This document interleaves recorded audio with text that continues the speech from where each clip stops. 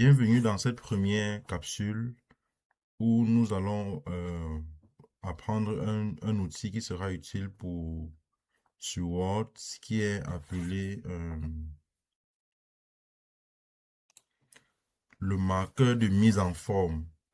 En fait, c'est un outil qui permet qui permet de voir les éléments qui sont non visibles à l'œil sur un document.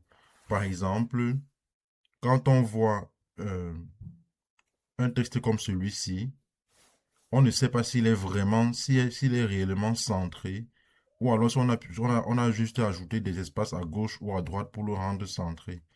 Quand on voit ce paragraphe, on ne sait pas si on a ajouté cet espace de la manière, de la manière normale, ou alors si on a juste ajouté des espaces pour faire avancer le texte.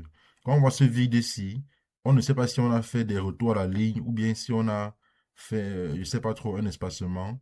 Donc, le texte qui est ici en bas, on ne sait pas pourquoi ça ne vient pas se retrouver ici en haut. Peut-être il y a un saut de page qui est quelque part là. On ne sait pas. Alors, pour donc savoir tout ça, pour savoir s'il y a des espaces, des retours à la ligne, des tabulations, des sauts de page, des sauts de section. On utilise dans le marqueur de paragraphe. Alors pour l'activer, qu'est-ce qu'on fait? Dans l'onglet Accueil de votre logiciel, dans l'onglet Accueil, et dans le menu, dans le sous-menu Paragraphe, il y a ce P, il y a ce P inversé ici. Donc dès qu'on clique dessus, ça affiche certains éléments dans le document qui sont bien sûr des éléments qui ne sont pas imprimables. Ça veut dire que si je l'affiche comme ceci et que j'imprime mon document, les caractères qui apparaissent là ne vont pas sortir sur mon document que je vais imprimer. Ça essaie juste de me montrer ce que je ne peux pas voir à l'œil nu.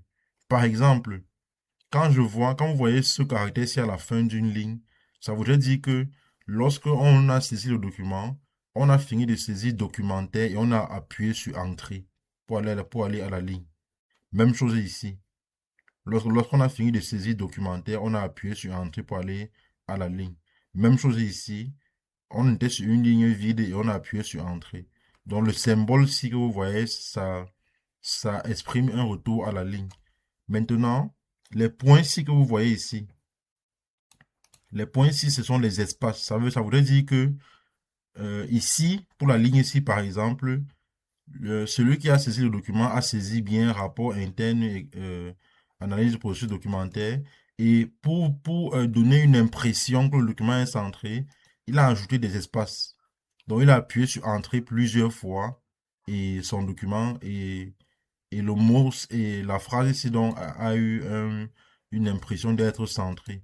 Ce qui n'est pas d'ailleurs la bonne technique parce qu'il y a une technique qu'on va utiliser dans la suite pour apprendre à centrer un document, à centrer une ligne ou bien un paragraphe ou bien un ensemble d'éléments.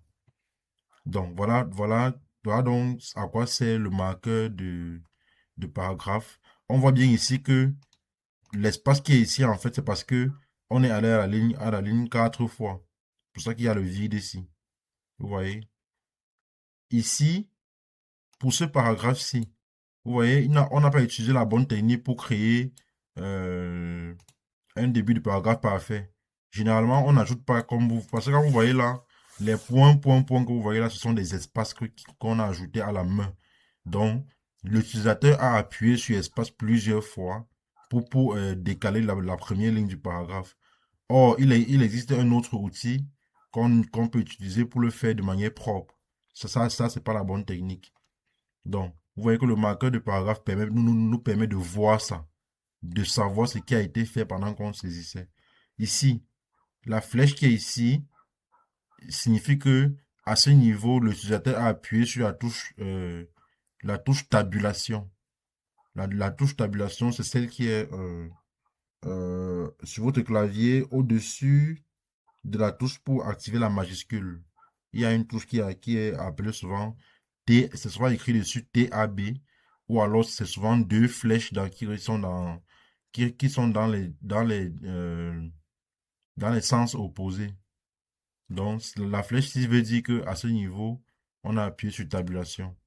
Je peux essayer, même ici, si vous voulez, j'appuie là, vous voyez, ça met.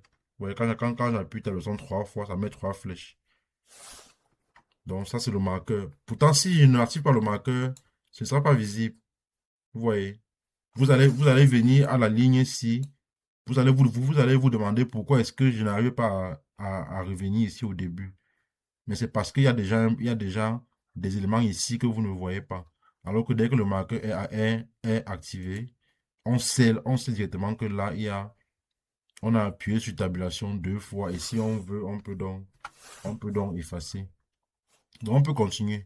Pour ne pas rendre la vidéo très longue, on va ici, par exemple, on voit que il y a un saut de page. Donc, ça explique le fait que l'élément-ci n'arrive pas à se placer ici en haut. Donc, le saut de page veut dire que après ceci, tout le reste des éléments vont commencer sur une nouvelle page. C'est pour cette raison que cet élément n'arrive pas à monter. Or, vous voyez, si c'est que le marqueur n'est pas activé, ça ne se voit pas. Vous allez vous dire peut-être mon document a des problèmes, je n'arrive pas à faire monter ce paragraphe-ci, pourtant il y a l'espace. Alors c'est parce qu'il y a ce saut de page ici qui n'est pas visible et qu'on peut d'ailleurs effacer si on veut. Vous voyez, si je me mets là à droite et j'efface, du coup le paragraphe qui est en bas, ça remonte tranquillement. Donc voilà en gros, pour cette première capsule vidéo, on retient que le marqueur de paragraphe, c'est un outil performant qu'on va utiliser pour nous permettre de voir ce qui a été fait et de savoir comment est-ce qu'on va résoudre le problème dans le but d'avoir une meilleure mise en forme de notre document. Voilà. Donc, on se retrouve dans une autre capsule.